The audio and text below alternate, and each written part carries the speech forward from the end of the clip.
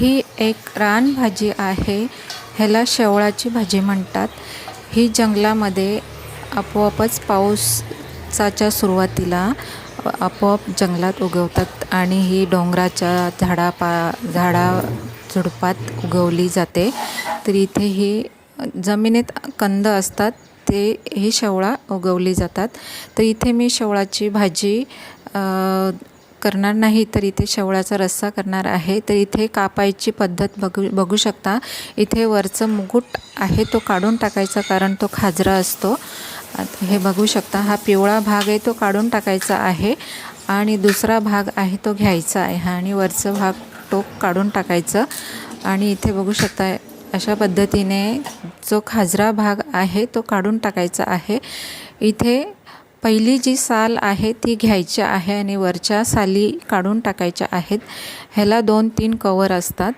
तर इथे हे बघू शकता, पहिली कवर मी घेतलेलं आहे. इथे बघा, हे पहिलं दुसरं असे कवर असतात.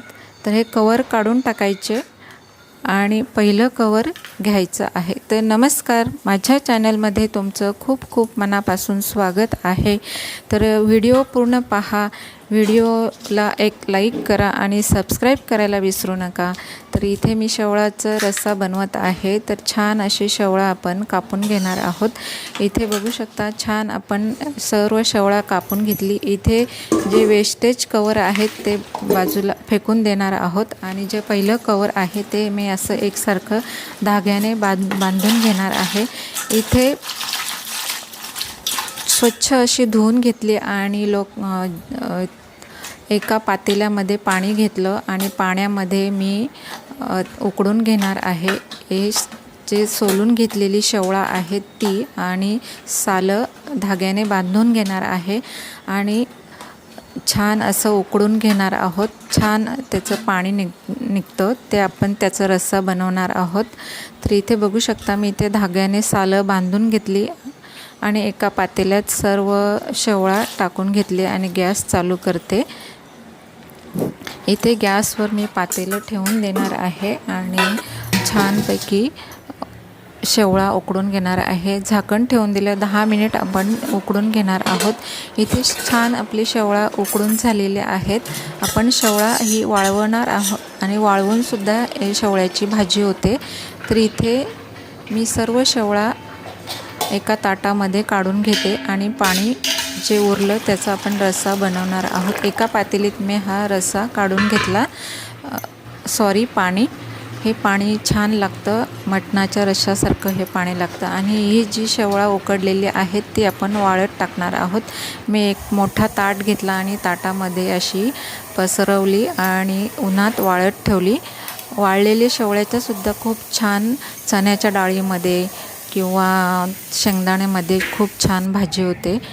खूप सुंदर भाजी लागते.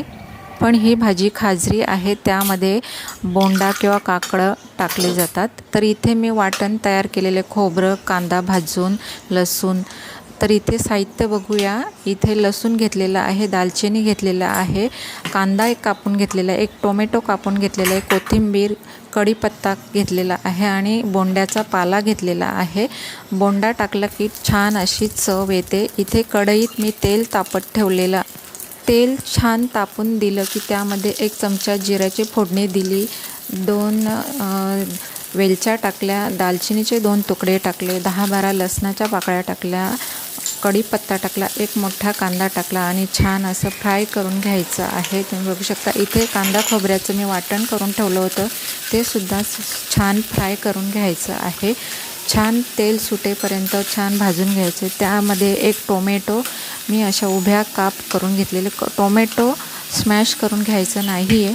इथे जिरा पावडर 1 चमचा टाकून घेतला, अर्धा चमचा हळद, अर्धा चमचा धणे पावडर आणि 1 ते 1.5 चमचा लाल तिखट आणि 1 चमचा मीठ टाकून घेतलं. छान सर्व साहित्य फ्राय करून घ्यायचं आहे.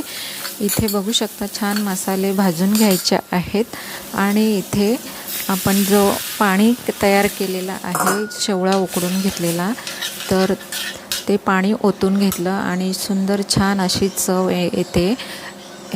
इथे हा बोंड्याचा पाला मी टाकून घेतला, ह्याच्याने रस्स्याला खूप छान चव येते. आणि इथे कोथिंबीर टाकून घेतली आणि छान अशी उकळी येऊ द्यायची आहे. हा लगेच तयार होतो. छान मटणासारखा वास येतो आहे. छान रस्सा तयार झालेला आहे.